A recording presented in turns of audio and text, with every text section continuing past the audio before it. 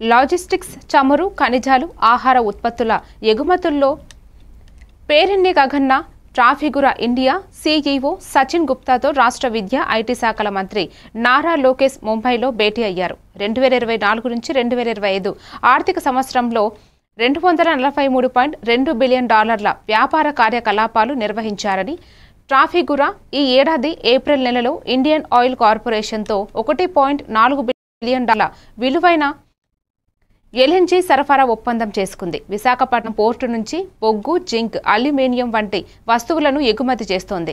ట్రాఫిగురా సంస్థ oil, petroleum ఉత్పత్తుల రవాణా, మెటల్, మినరల్స్, బల్క్ కమోడిటీస్ రవాణా, gas, power, renewable energy, shipping, logistics రంగాల్లో వ్యాపార కార్యకలాపాలు నిర్వహిస్తోంది. విశాఖలో కమోడిటీ ట్రేడింగ్ డెస్క్ ఏర్పాటు చేసే అంశాన్ని పరిశీలించాల్సిందిగా మంత్రి లోకేష్ విజ్ఞప్తి చేశారు.